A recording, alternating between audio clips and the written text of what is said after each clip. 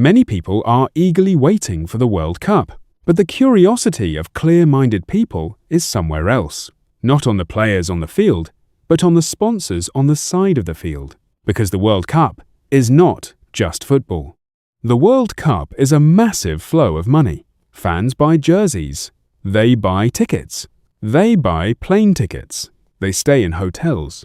They eat on the streets of the city. They pay with credit cards. They watch the match on giant screens. They share it on social media. And behind all this movement, big companies are waiting to make money. I am Tyler. Today, I will show you how to read the World Cup financially. This is not investment advice. This video is definitely not a buy this stock and get rich video. This is a mindset, a way of thinking. Because thinking like an investor means not watching what the crowd is watching, but observing where the money is flowing. As the World Cup approaches, the first brand to look at is a sports brand. Here, Adidas stands out. Because the World Cup means jerseys, it means footballs, it means cleats. Fans always show interest in jerseys. The jerseys of a superstar player always sell more.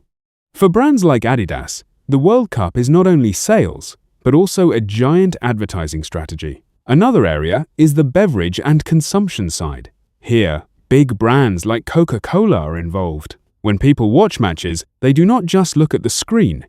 They gather with their friends. They order drinks with their food. They watch matches in cafes and bars. Consumption shows a serious increase during big tournaments. Brands also want to appear next to this emotion, because football means excitement, celebration, and crowds. And this is a big opportunity for consumer brands. Another area is payment systems. Here, companies like Visa are visible, because wherever money moves, there is a payment system. Payment is made when buying tickets. Payment is made when buying jerseys. Payment is made when making hotel reservations. So as fans spend money, payment systems become part of this movement. That is why a smart investor does not only look at the company selling the product, he also looks at the system through which the money passes. Another area is the travel side. The 2026 World Cup will be in the United States, Canada, and Mexico. This means millions of people changing cities and countries. Planes may fill up. Hotels may become crowded. Restaurants may fill with people from different cultures. The tourism side may become very active. Airline brands like Qatar Airways gain visibility here. But there is something we need to pay attention to. Just because a company is visible during the World Cup absolutely does not mean it is a good investment. Even if passenger numbers increase, fuel costs, debt, competition, and the economy can put pressure on the company. That is why you need to look not only at the story, but also at the numbers. Another area is the technology side.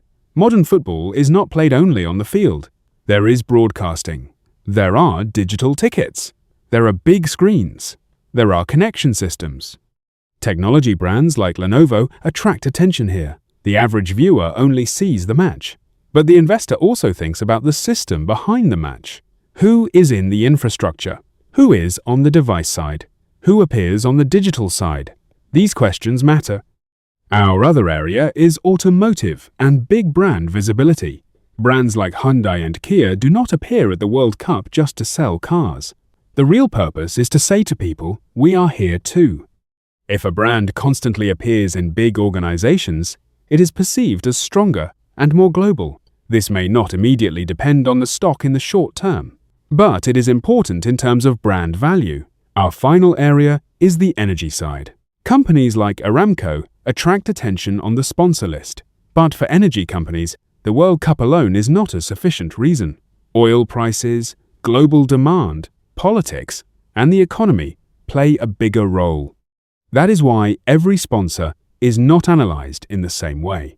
With Adidas, you look at jersey and product sales. With Coca-Cola, attention is paid to consumption and advertising power. With Visa, you look at payment activity. With Qatar Airways, you look at travel movement. With Lenovo, you look at technology infrastructure. With Aramco, you pay attention to the energy market. So the point is not seeing a logo. The point is understanding and seeing the business behind that logo. If you want to turn the World Cup into a financial opportunity, what you need to do is simple. Create a watch list. Write down the sponsors. Write down the sectors. Check and examine whether these companies are really making money or only advertising. Is the stock already expensive or cheap? Is the company profitable? Does it have too much debt? Is there growth? Or is it only a small marketing move? Ask yourself these questions and build your analysis around them. A bad investor gets carried away by excitement. A good investor first sees the story, then looks at the numbers. The World Cup will not directly make you money, but it can show you how money works. Fans spend money. Companies try to take a share from that spending. The investor watches this flow, and the difference starts right here. Because millions of people will only watch the match, few people will ask this question: whose pocket is this money going into? You should be one of those few people. Watch the match. Enjoy it, but also watch the logos. Because sometimes the real game is not played on the field, but where the money flows. I am Tyler. Do not forget to subscribe to my channel